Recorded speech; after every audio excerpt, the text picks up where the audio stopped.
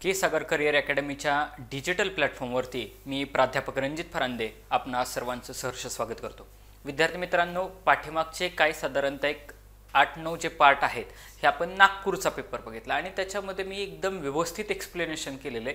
Explanation करण्याच्या पाठीमागचा उद्देश हाच की जे काही पुढचे एमसीक्यू आहेत हे एका जाग्यावरती कव्हर झाले पाहिजेत। डिफरन्शिएट करताना तुम्हाला व्यवस्थित डिफरन्शिएट करता आलं पाहिजे की जेणेकरून तुमचा जो वेळ आहे तो वेळ वाचेल आणि तुमचं कन्फ्युजन कमी होईल। अशा पद्धतीने आपण पुढे चाललोय आणि आता आपण पाठीमागचे 2 लेक्चर हे पुणे ग्रामीणवरती घेतलेले आहेत। मॅक्सिमम जनता इथं फॉर्म भरत असते आणि हा पुण्याचा पेपर तुम्ही कसा सोडवला पाहिजे, ऑप्शनवरून कसं गेलं पाहिजे, अभ्यास काय असला पाहिजे, लॉजिक कसं वापरलं पाहिजे। आणि बघा तुम्ही पाठीमागचा जो नागपूरचा पेपर आहे ॲज इट इज पॅटर्न त्यांनी पुण्याचा ठेवलेला आहे। म्हणजे ज्या मेन सिटी असतात जिथं मॅक्सिमम मुलं फॉर्म भरतायत, जिथं मॅक्सिमम विद्यार्थी मित्र माझे फॉर्म भरतायत त्या ठिकाणचा पॅटर्न हा थोडा हटके, म्हणजे असं सलग पॅटर्न मध्ये येत नाहीत। हे 5-6 पेपर्स थोडे हटकेत आणि अशा पद्धतीने आपण पुढे चाललेलो आहे। तर आपलं तुम्हाला पाठीमागच मी सांगितलेलं आहे बऱ्याचशा लेक्चरमध्ये की आपले हे जे बुक आहे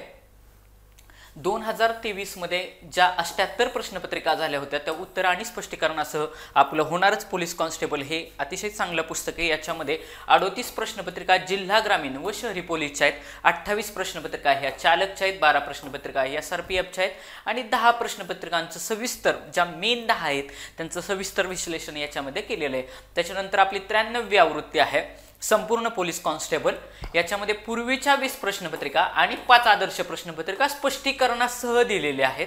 त्याच्यानंतर 40 प्रश्नपत्रिकांचं आपले एक विशेष 76वी एडिशन असलेलं पोलीस कॉन्स्टेबल हे पण बुक आहे। सर्व बुक तुम्हाला ऑनलाईन अवेलेबल आहेत। खाली एक इन्क्वायरी म्हणून नंबर येतो, त्या ठिकाणी तुम्ही इन्क्वायरी म्हणून फोन केल्यानंतर देखील तुम्हाला भेटेल। तुमच्या जवळच्या बुक स्टॉलला देखील तुम्हाला ते अवेलेबल होऊ शकतं। त्याच्यानंतर विश्लेषणासह 25 निवडक प्रश्नपत्रिका यांचं पोलीस कॉन्स्टेबल 2022-23 हे एक आपलं बुक आहे।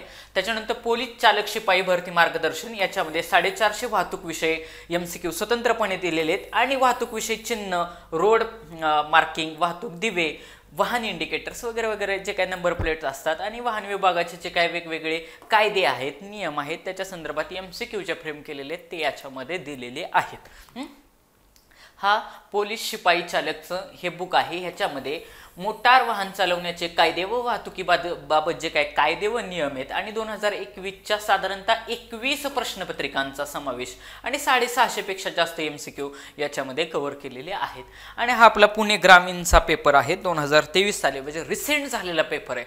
म्हणजे जरी 2018चा नागपूरचा पेपर असला आणि आत्ता रिसेंटचा पेपर काढून बघितला तुम्हाला काहीच तफावत भेटणार नाही। आपण कंटिन्युअसली हे सगळे पेपर घेत जाणार आहे। 78 प्रश्न जे आपले क्वेश्चन पेपर आहेत ह्या 78 क्वेश्चन पेपर पैकी हा आपला पहिला पेपर चाललाय आणि पाठीमागचा 18 असं कॉम्बिनेशन करत आपण चालणार आहे। तर हे पाठीमागच्या लेक्चरलाच आपण झालेलं आहे। तर आता आपण 24 नंबरच्या प्रश्नापर्यंत आलो होतो। काय म्हणतो 24 नंबरचा प्रश्न बघा। आता बघा त्यांनी जीकेचा प्रश्न टाकलेला आहे। काय विचारलंय, मुंबई उच्च न्यायालयाची स्थापना कोणत्या वर्षी झाली? मुंबई उच्च न्यायालयाची स्थापना कोणत्या वर्षी झाली? हा हिस्ट्रीतला क्वेश्चन आहे। कशातला? हिस्ट्रीतला। आता साल बघायचंय 1852, 1856, 1862 आणि 1854। तर विद्यार्थी मित्रांनो, अभ्यासाचा बेसिक भाग असा तुम्हाला त्या अगोदरच मी काही गोष्टी सांगितल्या आहेत की जर असा आकड्यांमध्ये जर दिलं तर साधारणतः बाबा एक छोटा आकडा म्हणजे 1852 ह्याच्यामधला छोटा आहे, ऑप्शनला जायचं नाही। मोठा आकडा 1894, मोठ्या आकड्यामध्ये जायचं नाही।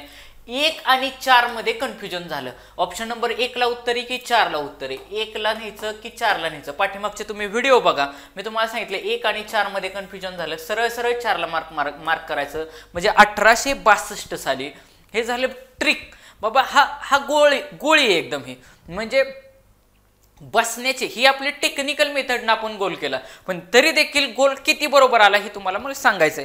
पण आता उद्या परत हा जर प्रश्न रिपीट झाला तर तुम्हाला माहिती पाहिजे आपले जे काही बॉम्बे हायकोर्ट आहे म्हणजे मुंबई उच्च न्यायालय ह्याची स्थापना 1862 झाली। तर मग इतिहासाचा भाग काय आहे? हा इतिहासातला प्रश्न आहे, तर लक्षात ठेवायचा। हा साधारणतः भारताचा मॅप आहे। तर हा भारताच्या मॅपमध्ये म्हणजे समजून घ्या साधारणतः। तर मग इथं कलकत्ता आहे, तर मग ह्या 3 ठिकाणी 1862 साली उच्च न्यायालयाची स्थापना झाली होती। किती? 3 ठिकाणी। मग आता कुठं 1862 ला टोटल किती ठिकाणी स्थापना झाली उच्च न्यायालयांची? 3 ठिकाणी. एक म्हणजे कलकत्ता, 2 म्हणजे मुंबई आणि 3 म्हणजे मद्रास. एक म्हणजे कुठलं? कलकत्ता. कलकत्ता. दुसरं ठिकाण आहे मुंबई आणि तिसरं ठिकाण आहे मद्रास. या 3 ठिकाणी 1862 साली, उद्या कसा जरी फिरवून प्रश्न आला तरी तुमच्या लक्षात यायला पाहिजे, कलकत्ता मुंबई मद्रास, कलकत्ता मुंबई मद्रास. साल किती? 1862.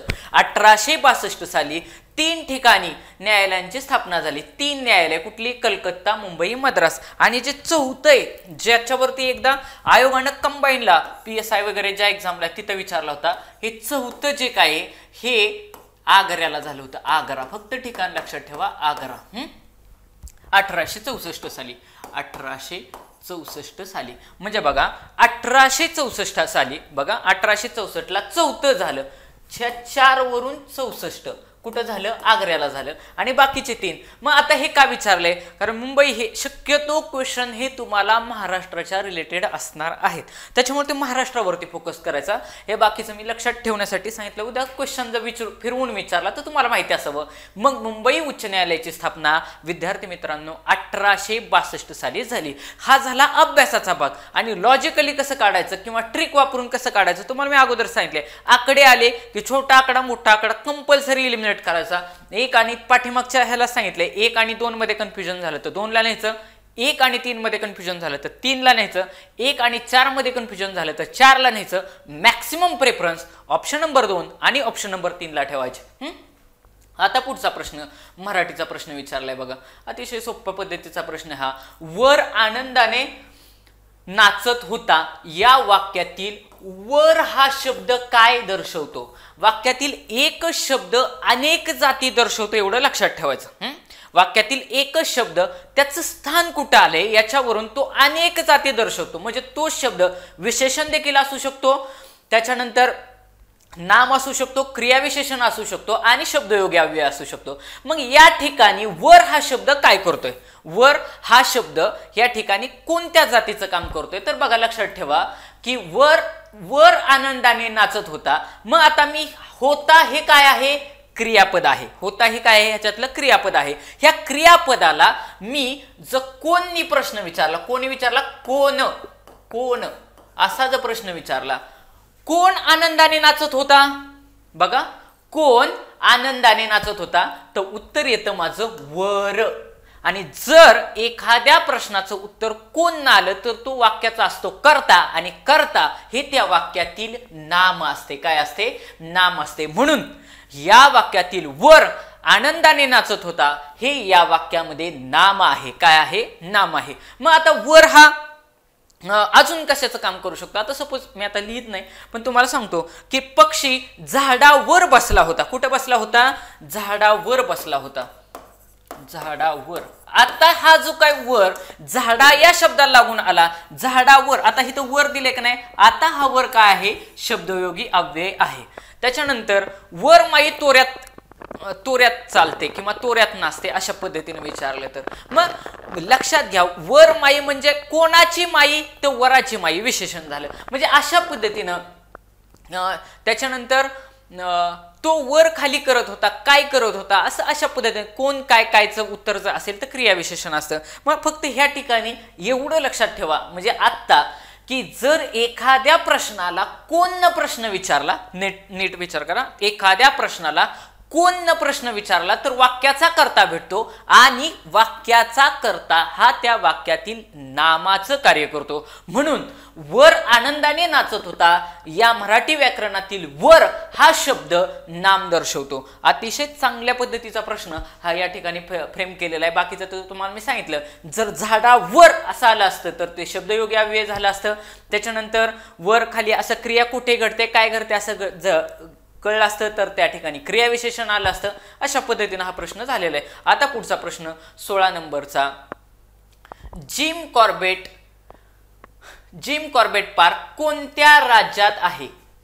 कॉर्बेट नॅशनल पार्क दिलेले, त्याच्या पुढे आहे जिम कॉर्बेट. मग हा प्रश्न का विचारलाय? इथं बघा उत्तर दिले, 100% उत्तर ह्या दोघांमध्ये नाहीच आहे. ऑप्शन तुम्ही फ्रेमिंगकडे लक्ष द्यावं. ऑप्शन फ्रेम त्यांनी कशा पद्धतीने केले.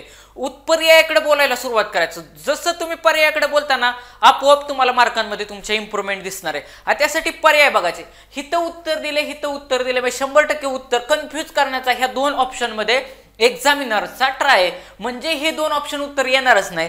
आता अभ्यासाचा भाग असा की भारतातील, बघा नीट लक्षात ठेवा, भारतातील पहिले नॅशनल पार्क, भारतातील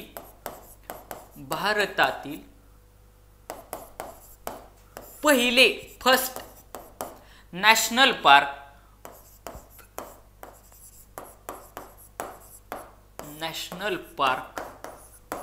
हे कोणतं आहे? तर ते आहे जिम कॉर्बेट. कुठलं आहे? Jim Corbett. Jim Corbett national park हे भारतातील पहिलं नॅशनल पार्क आहे आणि ते आहे उत्तराखंड या राज्यातील. कुठलं? उत्तराखंड या राज्यातील. लक्षात ठेवायचं. वाटलंच तर ह्याचा स्क्रीनशॉट काढून घ्या. भारतातील हे कसलं आहे? पहिलं आहे, पहिलं. म्हणून क्वेश्चन विचारलाय. तुम्हाला मी अगोदरच सांगितले, जी पहिलं असेल, पहिलं त्याच्यावरती प्रश्न विचारण्याचा ट्रेंड जास्त राहील. म्हणून भारतातील पहिले नॅशनल पार्क हे जिम कॉर्बेट उत्तराखंड या राज्यातील आहे. म्हणून या प्रश्नाचं उत्तर काय राहील? उत्तराखंड असं राहील. इथं कॉर्बेट नॅशनल पार्क दिलंय, त्याचंच नाव जिम कॉर्बेट नॅशनल पार्क असं आहे. कुठं आहे? उत्तराखंड राज्यामध्ये आहे. आणि मग भारताचा नकाशा बघितला तर एकदम वर हिमाचल प्रदेशच्या खाली उत्तराखंड राज्य आहे. अशा पद्धतीने लक्षात ठेवायचं. आता 27 नंबरचा प्रश्न, बाकीच्या राज्यांमधला आपण नंतर पाहू. 27 नंबरचा प्रश्न. आता बघा मॅथमॅटिक्स टाकले, म्हणजे ते काय करतात की एक्झामिनर काय करतोय की विद्यार्थ्याला गुंतवून ठेवण्याचं काम करतोय. खालीलपैकी क्रम पूर्ण करा. 3, 6, 18, 72. बघा सिरीज, तुम्हाला काय मी सांगितलं की सिरीजचा प्रश्न आला की तुमचा वेळ जाणारच. त्यासाठी थांबायचं, थोडं थांबायचं, गडबड करायचं. डिफरन्स काय निघतोय का? संख्या वाढत चाललेत का संख्या कमी होत चाललेत? जर वाढत चालले असतील तर एक तर बेरीज असणार किंवा गुणाकार असणार. जर संख्या कमी कमी होत असेल तर काहीतरी एक वजाबाकी तरी असणार किंवा भागाकार असणार. हे एवढं डोक्यात ठेवायचं. आता 3च्या नंतर 6 दिलाय, 6च्या नंतर 18 दिलाय, 18चा 72 झालाय. म्हणजे संख्या वाढत चालली आहे, पण बेरजेपेक्षा जास्त पटीने वाढत चालली आहे. म्हणजे इथं गुणाकार असण्याचे चान्सेस खूप जास्त आहेत. मग बघू आपण की आता बघा 3च्या नंतर 6 दिलाय, 6च्या नंतर 18 दिलाय, 18च्या नंतर 72 दिलाय. आता मी नीट ऑब्झर्व केलं तर 3 दुने किती होता? तो 6. 6 त्रिक किती होतात? 18. 18 चौक किती? 72. तुम्हाला मी अगोदरच सांगितलं पाडेपाठ पाहिजेत. ज्याचे पाडेपाठ त्याला सेरीज सुटतेच. पाडे तोंडपाठ पाहिजेत, वर्ग तोंडपाठ पाहिजेत आणि 10 पर्यंत घन तोंडपाठच पाहिजेत.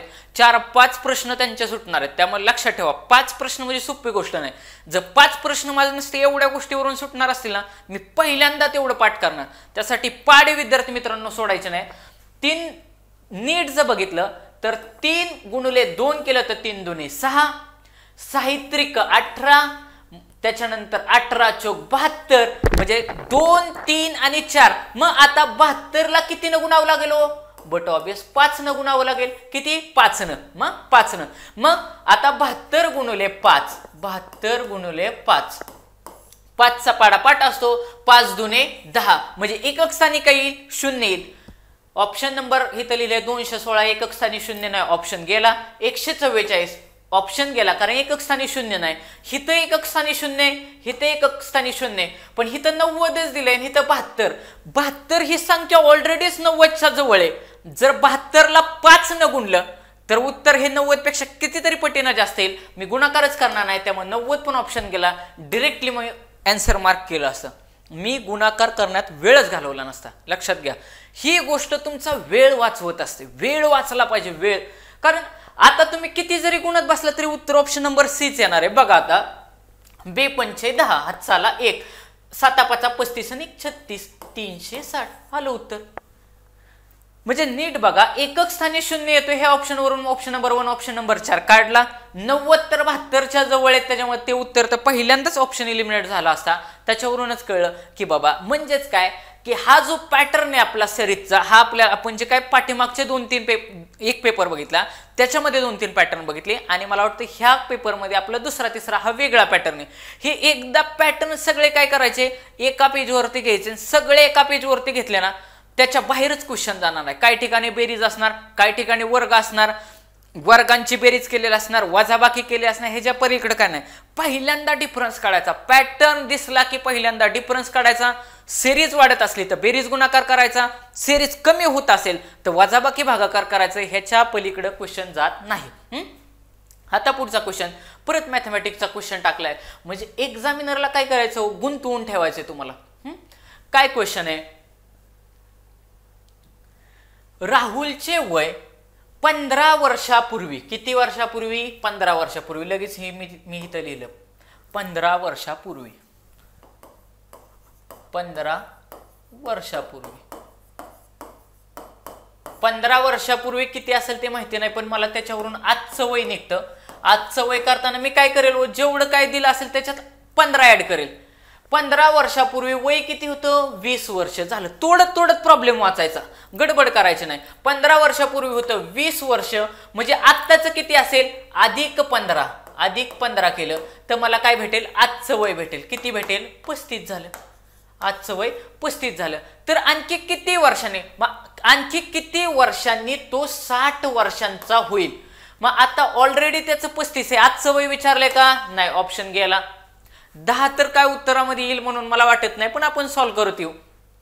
आता बघा, 15 वर्षापूर्वी त्याचं वय होतं 20 वर्ष, आजचं वय काढताना हे 15 वर्षापूर्वी होतं, त्याच्यामुळे आत्ता त्याच्यामध्ये 15 मिळवले की माझे झाले 35. आणि मला काय विचारलं की 60 वर्षा, आणखी 60 वर्षाचा होण्यासाठी त्याला किती वर्षांनी तो 60 वर्षांचा होईल. मग काय करावं लागलं, साधं गणित आहे, एकदम सोपा क्वेश्चन विचारलाय की 60 वर्षाचा ज्यावेळेस तो होणार आहे त्यासाठी हे 35 काय करावे लागतील, ह्या 60 मधून मायनस करावे लागतील. मग 60 वजा 35, हिथं हात चाला 1, 10 5 गेले 5, हिथं राहिले 5, 5 3 गेले 2, म्हणजे अजून 25 वर्षांनी तो काय होईल, 60 वर्षाचा होईल. म्हणजे ऑप्शन नंबर 4 डी तुमचं उत्तर राहील. किती, अजून 25 वर्ष. प्रश्न काय विचारलाय हे जास्त महत्वाचं आहे बरं का. प्रश्न काय विचारलाय, कसा प्रश्न विचारतायत ते, गडबड करायचं नाही. 60 वर्ष, त्या आजचं वय विचारलं असतं तर 35 आलं असतं. ऑप्शन ठेवले का नाही, तिथं 100% ऑप्शन ठेवलाय. म्हणजे एक्झामिनर तुम्हाला फसवण्याचा प्रयत्न करतोय. मुलं काय करणार, आजचंच वय करणार, 35 ला गोल करणार आणि घरी येणार. प्रश्न तुम्हाला मी अगोदरच सांगितले, आपली एक अजून ट्रिक आहे की क्वेश्चन मार्क जोपर्यंत दिसत नाही तोपर्यंत क्वेश्चन वाचायचं सोडायचं नाही, क्वेश्चन बारकाव्यानंच वाचत राहायचं. मग आता नीट बघा, तुम्हाला मी अगोदरच सांगितलंय छोटा आणि मोठा कसेच ऑप्शन येत नसतात. म्हणजे ऑप्शन नंबर 10 आणि ऑप्शन नंबर 35 उत्तरच नसतं.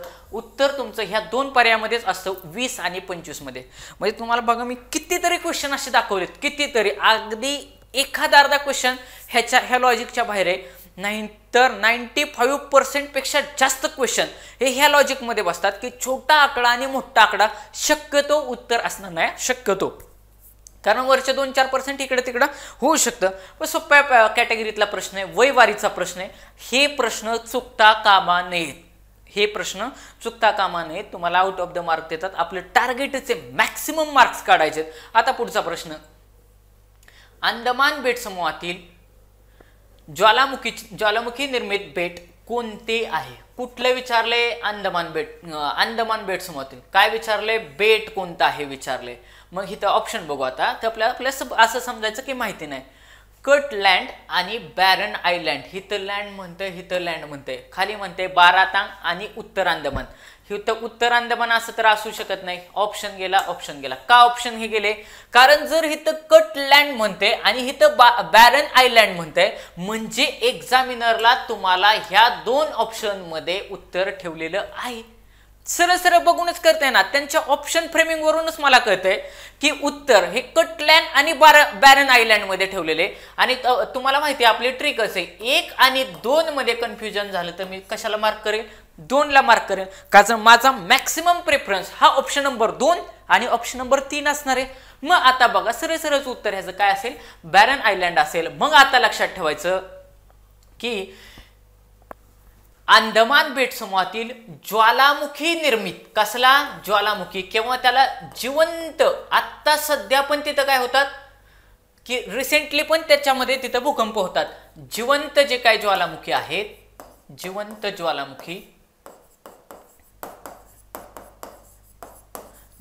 ज्वालामुखी हे बॅरन या बेटावरती होतात. कुठल्या? बॅरन या बेटावरती होतात. मग तुम्हाला जर विचारलं अंदमान निकोबार ह्या ठिकाणचा जिवंत ज्वालामुखी कुठला, तर उत्तर काय राहील? बॅरन बेट राहील. उत्तर काय राहील? बॅरन बेट राहील. आता पुढचा क्वेश्चन 30 नंबरचा, महाराष्ट्राचे राज्य फुलपाखरू कोणते? महाराष्ट्राचे राज्य फुलपाखरू कोणते? म्हणजे महाराष्ट्राच्या बेसिक भूगोलावरती क्वेश्चन आहे हा. कशावरती? महाराष्ट्राच्या बेसिक भूगोलावरती. आता जे आपण एक्सप्लेनेशन घेऊ ना, ह्याच्या बाहेर 100% क्वेश्चन जाणारच नाही. ह्याच्यातलाच प्रश्न येणार. आणि विद्यार्थी मित्रांनो, कोणत्या ना कोणत्या जिल्ह्यासाठी याच्यातला प्रश्न असणारच आहे. काय मी म्हटलं? असणारच आहे. अतिशय व्हीएमपी गोष्ट ही तुम्हाला माहितीच असायला पाहिजे. काय प्रश्न आहे की महाराष्ट्रातले राज्य फुलपाखरू कोणते? महाराष्ट्रातले राज्य फुलपाखरू कोणते? मग आता ऑप्शन वाचू. Blue Mormon, blue morpho, monarch butterfly आणि यापैकी नाही. तुम्हाला मी सांगितलं यापैकी नाहीला तर जायचंच नाही. यापैकी जे अर्थी एक्झामिनरने क्वेश्चन सेट केलाय त्या अर्थी तुम्हाला उत्तर माहिती असावं ही त्याची अपेक्षा असणार आहे. जोपर्यंत 100% खात्री नाही तोपर्यंत ऑप्शन नंबर 1 आणि यापैकी नाहीला जायचं नाही. मग आता बघा, मी ऑप्शन परत एकदा बघितले. हिथं ब्ल्यू म्हटले आणि हिथं पण ब्ल्यू म्हटले, म्हणजे 100% वरच्या 2 पर्यायामध्येच उत्तर ठेवले. ऑप्शन नंबर 3 पण गेला. यापैकी नाही तर इलिमिनेट केला मी. त्याच्यानंतर वरती ब्ल्यू म्हटलंय, इकडं पण ब्ल्यू म्हटलंय, म्हणजे 100% तिथं फ्रेम केलाय. बघा कितीतरी नंबरचा प्रश्न. मी आता सांगता जस्ट 3-4 प्रश्न आता असे सांगितले की ऑप्शन बघा ते कसे जवळजवळचे सेट करतायत. म्हणजे त्या मेथड आपल्या डोक्यात शिरवायचे. कसला पण MCQ सुटतो, कसला पण. उद्या जीकेचा किती जरी out of the box question आला ना तरी तुम्हाला तो सुटणार. पण हे लॉजिक इम्प्लिमेंट करा. पाठांतरापेक्षा स्मार्टली कसं पुढे जाता येईल. आता बघा, ब्ल्यू मॉर्मॉन की ब्ल्यू मॉर्फी ह्या 2 पैकी मला रिस्क घ्यायची आहे. तर महाराष्ट्राची बेसिक माहिती तुम्हाला पाठ असावी असा हा अभ्यासाचा पार्ट आहे. म्हणजे हा काय आहे? तुमचा अभ्यास आहे. हा तुमचा काय? अभ्यास आहे. म्हणून महाराष्ट्राचे राज्य फुलपाखरू काय आहे? ब्ल्यू मॉर्मॉन आहे. ब्ल्यू मॉर्मॉन आहे म्हणजे राणी पाकळी त्याला असं म्हणतात. मग आता क्वेश्चन तुम्हाला काय विचारतील, तर ह्या चार्टवरती तुम्हाला प्रश्न येणारच आहे विद्यार्थी मित्रांनो. काय मी म्हटलं? या चार्टवरती तुम्हाला क्वेश्चन येणारच आहे. अतिशय VIMP चार्ट आहे हा. अतिशय VIMP चार्ट आहे हा. प्रश्न याच्यावरती येणारच. मग आता रिसेंट गाजलेलं महाराष्ट्राचं राज्यगीत आता आपण रिसेंटली तयार केले, त्यामुळे इथं क्वेश्चन येण्याचे खूप म्हणजे खूप जास्त चान्सेस आहेत. महाराष्ट्रातले जेवढ्या जिल्ह्यांमध्ये पेपर होणार आहेत, कोणत्या ना कोणत्या जिल्ह्याला यावरती क्वेश्चन येऊच शकतो की महाराष्ट्राचे राज्यगीत कुठले. कारण आता तो करंटला धरून पण मुद्दा आहे. महाराष्ट्राचे राज्यगीत जय जय महाराष्ट्र माझा हे आहे. मग आता इथं क्वेश्चन थोडा फिरवून विचारला तर पुढे जाऊन काय विचारणार की ह्याचे गीतकार कोण आहेत, तर राजा निळकंठ बडे. कोण? राजा निळकंठ बडे हे त्याचे गीतकार आहेत. मग बघा, महाराष्ट्राचे राज्यगीत कुठले? जय जय महाराष्ट्र माझा. त्याचे गीतकारावरती तुम्हाला प्रश्न विचारला जाऊ शकतो. त्याचे गीतकार आहेत राजा निळकंठ बडे. पुढचा क्वेश्चन आहे, महाराष्ट्र राज्याचा राज्य प्राणी कोणता? कोणता आहे? शेकरू खार. काय म्हणतात त्याला? शेकरू खार किंवा उडणारी खार. तर कुठे सापडते ही? तर भीमाशंकर येथे. भीमाशंकर येथे ही उडणारी खार म्हणजे शेकरू खार सापडते. महाराष्ट्राचा राज्य पक्षी कोणता? तर त्याला हरियाल. हा कबुतराचा प्रकार आहे बरं का. हरियाल किंवा हिरवं कबूतर, हरावत पण म्हणतात त्याला किंवा हारोळी असं पण म्हणतात. परत एकदा, महाराष्ट्राचा राज्य पक्षी कोणता? पक्षी. प्राणी कोणता आहे? उडणारी खारे किंवा त्याला शेकरू खार असं म्हणतात किंवा नसता शेकरू असा पण ऑप्शन देणार. प्राणी म्हटलं की शेकरू, पक्षी म्हटलं की हरियाल किंवा हरावत किंवा हरोळी किंवा हिरवं कबूतर आहे. हा कबुतराचा प्रकार आहे बरं का. कशाचा प्रकार आहे? कबूतर आहे एक प्रकारचं. हा कबुतराचा प्रकार आहे. हरियाल किंवा हरावत. त्याच्यानंतर राज्य वृक्ष. राज्य काय वृक्ष म्हणजे झाड कुठलं, तर आपल्याला सगळ्यांना माहिती आहे आपण आंबे खातो, सगळीकडे सर्रास आंबेच दिसतात. तर आंबा हा त्याचं राज्यवृक्ष आहे. त्याचं शास्त्रीय नाव बऱ्याच परीक्षांमध्ये विचारले, मँजिफेरा इंडिका. लक्षात ठेवायचं मँजिफेरा इंडिका हे पण बऱ्याच ठिकाणी रिमेंबर लक्षात ठेवा की बऱ्याच एक्झाम मध्ये हे नाव विचारलेलं आहे. आणि राज्य फूल कोणतं बघा, फूल वृक्ष झालं. आता त्याच्यानंतर त्याला म्हणतात मोठा बोंडारा. काय मोठा बोंडारा किंवा त्याला ताम्हण असं पण म्हणतात, ताम्हण किंवा ताम्हण, त्याला ताम्हण जारूळ असं पण म्हणतात.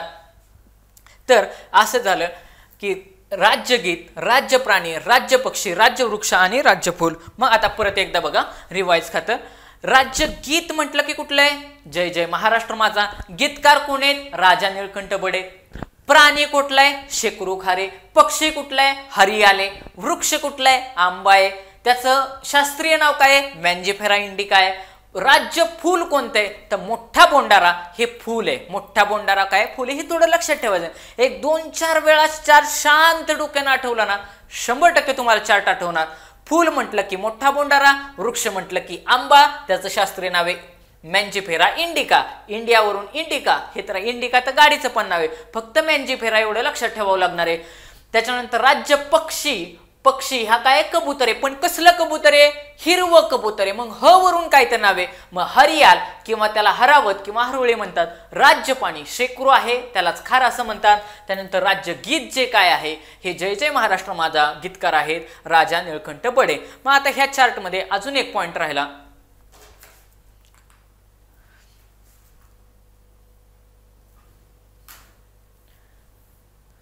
महाराष्ट्र राज्याचे फुलपाखरू, की ज्याच्यावरतीच क्वेश्चन विचारलाय. तर फुलपाखरू आपण बघितलं ब्ल्यू मॉर्मॉन, हे काय आहे फुलपाखरू. आपण क्वेश्चनच बघितला, ज्याला राणी पाकोळी, राणी पाकोळी किंवा नीलपरी असं देखील म्हणतील.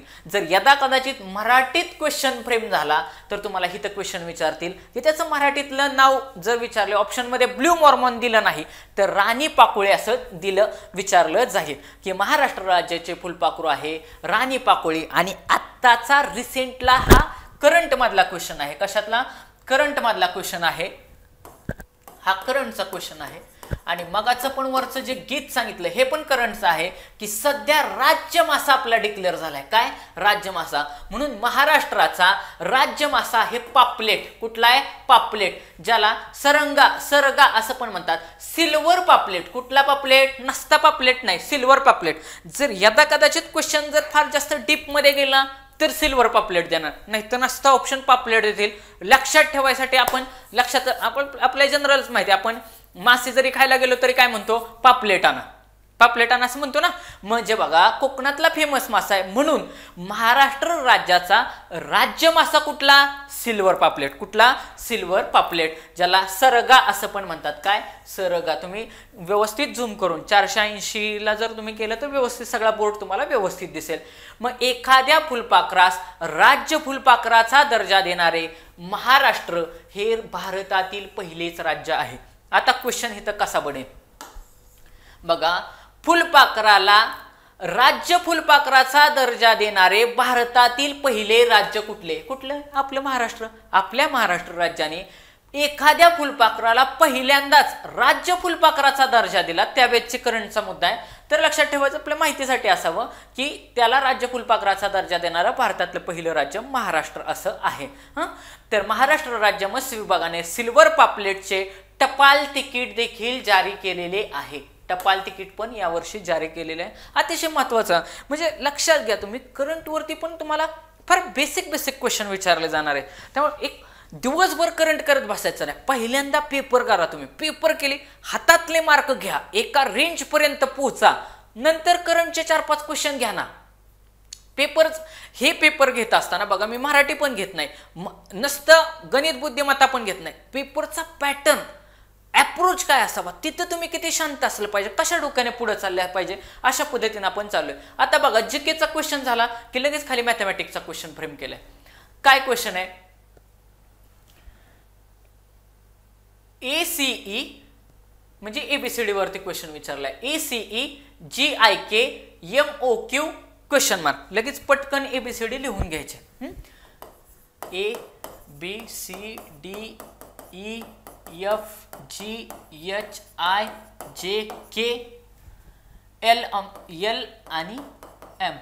आता बघा पहिल्यांदा मी एवढं बघेन, ए च्या नंतर काय केलंय सी, सी च्या नंतर काय घेतलाय ई, ए च्या नंतर सी म्हणजे ह्याला वगळला, त्याच्यानंतर डी ला वगळून काय घेतलाय ई घेतलाय, एवढी एक सिरीज केली. बर पुढे काय केलं, त्याच्यानंतर परत एकाला वगळला आणि तिथून पुढे परत अल्टरनेट घेतलं, जी च्या नंतर आय घेतला, आय च्या नंतर के घेतला, परत ह्याला वगळला असणार, एम घेतलेला असणार. मग आता खाली ऑप्शन बघा सगळीकडे yes yes yes yes yes दिसतंय. बर मग आता एबीसीडी परत परत परत परत मी लिहिलं. एम च्या खाली तुम्हाला काय सांगितलं होतं, एन लिहा, M N O P Q R S T U V W X Y आणि झेड.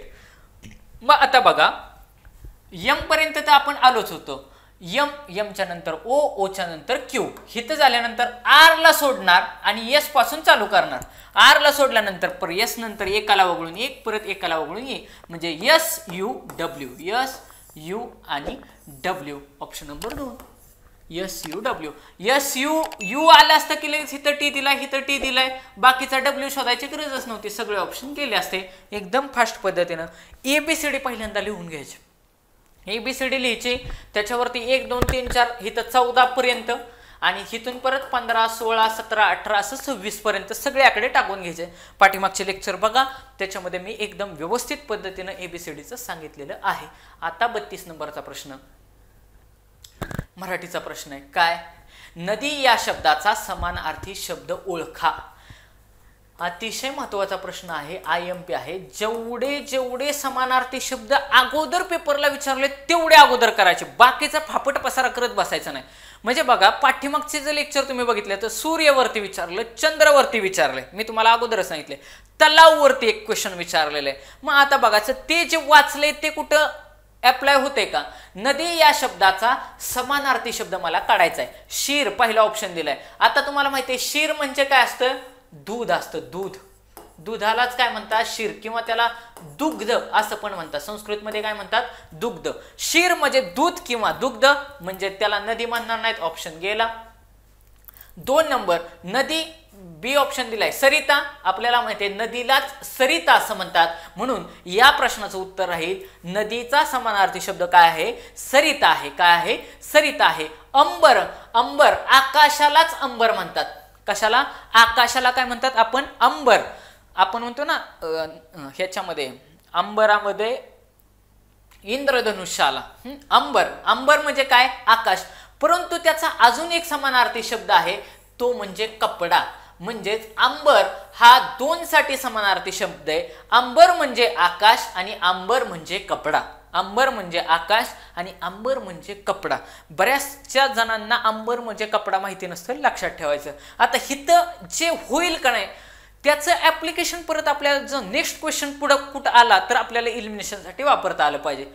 अंबर झालं. आणि चौथा ऑप्शन आहे सरोवर. आणि तुम्हाला मी मागच सांगितलं की सरोवर हा कशाचा, तलावाचा समानार्थी शब्द आहे. तलाव, तलाव म्हणजे सरोवर, तडाख, कासार असं सांगितलं ना तुम्हाला. पाठीमागचे लेक्चर तुम्ही काढून बघा, त्यासाठीच मी एक्सप्लेनेशन एकदम व्यवस्थित घेतलेलं आहे. सरोवर म्हणजेच तलाव, तलाव म्हणजेच काय, तडाख. म्हणजेच हे समानार्थी शब्द जर तुमचे पाठ असते तर ऑप्शन नंबर ड तुम्ही लगेचच इलिमिनेट केला असता. अंबर म्हणजे आकाश हाही ऑप्शन गेला. म्हणजे नदी या शब्दाचा समानार्थी शब्द काय होतो, सरिता असा होतो. म्हणजे आता विद्यार्थी मित्रांनो नीट बघा, शीर म्हणजे दूध किंवा दुग्ध, दुधाला शीर असं म्हणतात. आपलं राजहंस नाही का, शीर आणि पाणी वेगळं करतो. राजहंस, शीर आणि पाणी. शीर म्हणजे काय, दूध. म्हणजे राजहंस फक्त पाणी आणि दूध त्याला जर मिक्स करून दिलं तर काय करतो, त्यातलं फक्त दूध पितो, म्हणजे शीर पितो, म्हणजे दूध पितो. दूध किंवा त्याला दुग्ध किंवा शीर असं म्हणतात. सरिता म्हणजेच काय, नदीला सरिता असा समानार्थी शब्द आहे. अंबर आकाशाला काय म्हणतात, वरती बघायचं आणि आठवायचं. थोडं डोळे बंद करून इमॅजिन करायचं पद्धतीनं. इमॅजिन केलं ना जास्त काळ लक्षात राहतं. अंबर म्हणजेच आकाश आणि अंबरालाच कपडा असं पण म्हणतात. आणि सरोवर, सरोवरचे तर मागच्याच लेक्चरला झालेत. सरोवर म्हणजेच तळे, म्हणजेच तलाव, म्हणजेच तडाख. तलाव, तडाख, कासार असा पण शब्द आहे, म्हणजेच सरोवर. आता 33 नंबरचा प्रश्न, परत बघा जीकेचा क्वेश्चन टाकला, म्हणजे जसा नागपूरचा पेपर होता ना ॲज इट इज पॅटर्नला क्वेश्चन पेपर फॉर्मॅट केलेला आहे. UPIचा फुल फॉर्म काय, काय विचारलंय, UPIचा फुल फॉर्म काय. बर, आता आपल्याला बऱ्यापैकी विद्यार्थ्यांना हा क्वेश्चन आउट ऑफ द बॉक्सच आहे, पण बघू आपण सोडवताना काही हिंट सापडते का. Unified payment interface, union payment international, unified payment of India आणि यापैकी नाही. तुम्हाला मी अगोदरच सांगितलं की ज्या अर्थी एवढे 3 दिलेत म्हणजे यापैकी नाहीला तर उत्तरच असणार नाही. आलो 3 पर्यायापैकी, बघा पर्यायावरून जायचं. त्याच्यानंतर मी ऑप्शन नंबर ए बघितला युनिफाईड आहे, आणि त्याच्यानंतर ऑप्शन सी मध्ये पण मला युनिफाईड दिसत आहे. युनिफाईड म्हणजे 100% एक्झामिनरनं ह्या 2 ऑप्शन मध्ये उत्तर ठेवलेले. ऑप्शन नंबर बी मी इलिमिनेट करणार, मी जाणार नाही. म्हणजे एक तर युनिफाईड पेमेंट इंटरफेस असेल किंवा युनिफाईड पेमेंट ऑफ इंडिया असं असेल, परंतु UPI मध्ये UPOI असं दिसते का, ऑफचा ओ यायला पाहिजे ना, ऑफ असं दिसणार ना. त्याच्यामुळं यूचं तर कळलं, युनिफाईड कळलं, पी काय पेमेंटसाठी पेमेंट आहे, पेमेंट ओके. आणि आय काय असणार आहे तर इंटरफेस असणार आहे, म्हणून याचं उत्तर ऑप्शन नंबर 1 आहे. ऑफसाठी ओ पाहिजे ना, UPOI असं जर असतं तर युनिफाईड पेमेंट ऑफ इंडिया असं असण्याचे चान्सेस असते, असं असण्याचे चान्सेस असते, पण तसं काही ऑप्शन दिलेलं नाही. ह्याच्यावरून हे लक्षात ठेवायचं. आपण सतत म्हणतो ना UPI पेमेंट, बघा त्यांनी अगदी तुमच्या जनरल अवेअरनेसवरती क्वेश्चन विचारताय, कॉमन सेन्सवरती क्वेश्चन विचारलाय. काय प्रश्न आहे की UPIचा फुल फॉर्म काय, पाठीमागं GSTचा फुल फॉर्म विचारला होता, आता UPIचा विचारलाय. पी फॉर पेमेंट आहे, यापैकी नाही तर आपण इलिमिनेट केलं. इथं युनिफाईड दिसते, युनिफाईड केले, ऑप्शन इलिमिनेट केले.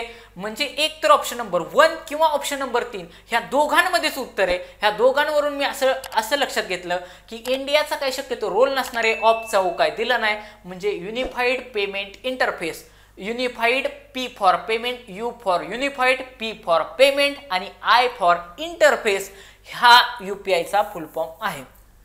आता 34 नंबरचा प्रश्न, मराठीचा एकदम साधा प्रश्न विचारलाय, रेग्युलर वापरातली म्हण विचारली. तुम्हाला मी अगोदर सांगितलं मराठीच्या अभ्यासाला बसलं की पहिल्यांदा सुरुवातीला काय करायचं की म्हणी, वाक्यप्रचार, समानार्थी शब्द आणि विरुद्धार्थी शब्द हे सुरुवातीला पाठ करून टाकायचं, मग बाकीचा मराठीचा अभ्यास. मराठीला आउट ऑफच मार्क पडले पाहिजे, पण डोक्याने अभ्यास करायचा. काय म्हणी, वाक्यप्रचार, समानार्थी शब्द, विरुद्धार्थी शब्द. आता बघा म्हण पूर्ण करा. काय आडात नाही तर पोहऱ्यात कुठून येणार, ऑप्शन नंबर 3. जर येत नसतं तर तुम्हाला मी सांगितलं, जर यदा कदाचित मला येत नसतं तर डायरेक्ट ऑप्शन नंबर 3 मी मारतो. आता हिथं पण दिलं यापैकी नाही, उत्तर ठेवले का बादलीत, घागरीत, पोहऱ्यात आणि यापैकी नाही. सरळ यापैकी नाहीला जायचं नाही जोपर्यंत 100%. एक्झामिनर ज्या अर्थी प्रश्न विचारतो त्या ते तुम्हाला माहिती असायला पाहिजे, ह्या अँगलने विचारलेला असतो. मग पुढील पैकी म्हण पूर्ण करा.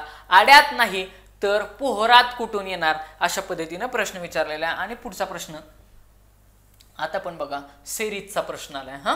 सेरीजचा प्रश्न आलाय.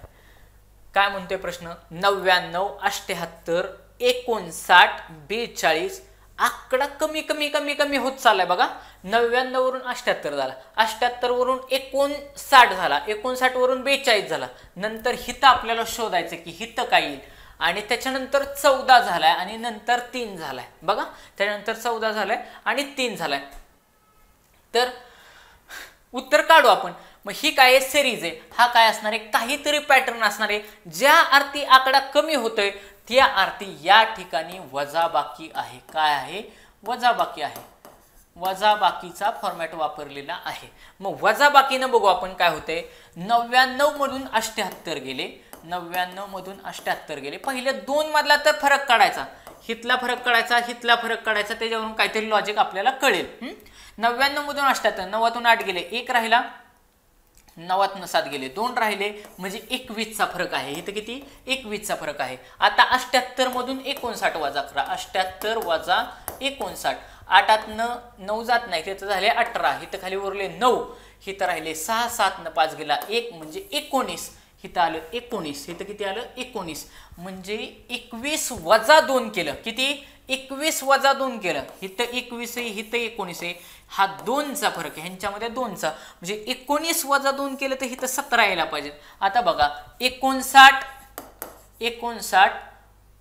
वजा 42 केलं तर 9 2 गेले, 7 राहिले, 5 4 गेले, 1 राहिला 70, म्हणजे इथं 2. म्हणजे आता आपल्या असं लक्षात येईल की हा जो काय फरक आहे ह्यांच्या फरकातला फरक किती, 2 2 न 2 2 न फरक काय होत चाललाय, कमी कमी होत चाललाय. म्हणजेच 42 वजा जर 15 मी केलं तर माझं उत्तर येऊन जाईल 42 वजा 15.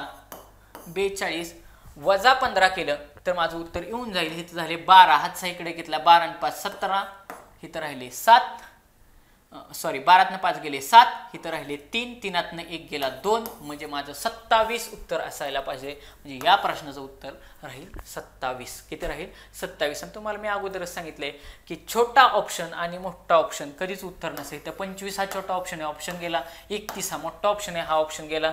29 आणि 27 मध्ये उत्तर आहे. जर तुम्ही चढत्या क्रमाने जर मांडलं तर बघा 25 27 29 आणि 31 छोटा मोठा पर्याय घालवायचा, ह्या 2 मध्ये उत्तर असतं.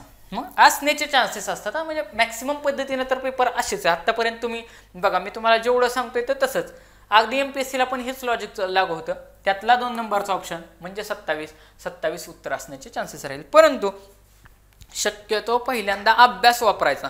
पण आता बाबा पेपरच गोळा करणार आहेत, नीट लक्षात घ्या. अशी कंडिशन आली की आता पेपरच गोळा करण्यात आपल्याला मार्क तर काहीतरी करायचं आहे. मग अशा वेळी बघा, अशा वेळी पेपर सोडून तर चालणार नाही, ऑप्शन नंबर 1 ला पण मार्क करून चालणार नाही. मग डोक्याने कमी वेळात 1-2 मिनिटांमध्ये फटाफट उत्तर काढायचे असतील, जे आपले 2-4 गणितं राहिलेत त्याचं जर फास्ट सोडवून बाजूला व्हायचं असेल ना, तर असल्या गोष्टी वापरायच्या 100% फायदा होतो. तर विद्यार्थी मित्रांनो, आपण बघितलं की आपले बरेचसे प्रश्न झाले की या ठिकाणी आपला आता 35 नंबरचा प्रश्न झालेला आहे. आपले हे वेगवेगळे बुक्स आहेत. हे जे काय 2023 मधल्या 78 प्रश्नपत्रिकांचं आपलं जे काय बुक आहे पोलीस कॉन्स्टेबल 2023 रिसेंट झालेले सगळे पेपर याच्यामध्ये घेतलेले आहेत. 93 आता रिसेंट आलेली आवृत्ती आहे की संपूर्ण पोलीस कॉन्स्टेबल, याच्यामध्ये 20 प्रश्नपत्रिका वगैरे आदर्श आहे. ती आपली वेगवेगळी चांगले अतिशय संदर्भ असत व्यवस्थित टेब्युलर फॉर्मॅटमध्ये दिलेले बुक्स आहेत. तुम्हाला विद्यार्थी मित्रांनो हे जर व्हिडिओ आवडले तर नक्की लाईक करा, शेअर करा. अजून लेखी परीक्षेला वेळ आहे. तुम्ही रोज 1 तास जरी हा व्हिडिओ पाहिला ना, 1 तास देऊन, तरी जो मुलगा 4 तासात अभ्यास करू शकत नाही ना, तेवढा हा 1 तासात कव्हर केलेला आहे. लक्षात घ्या, कधीच वाया जाणार. तुमचं नॉलेज अशा पद्धतीने बिल्टअप होत राहणार की तुम्हाला त्याचा आपोआपच बेनिफिट दिसायला, मार्कांमध्येच तुमचा बेनिफिट दिसायला लागणार. मी बोलून उपयोग नाही. तर तुमच्या जेवढ्या मित्रांना तुम्हाला सांगता येईल तेवढा तुमच्या मित्रांपर्यंत जरूर पोहोचवा, की जेणेकरून मला अजून जास्त व्हिडिओ बनवायला एक उत्साह येईल, उत्स्फूर्तपणे मी व्हिडिओ बनवू शकतो. तुम्हाला आवडला तर नक्की शेअर करा, की सागर करिअर अकॅडमीला सबस्क्राईब करा. आणि थांबतो. थँक्यू.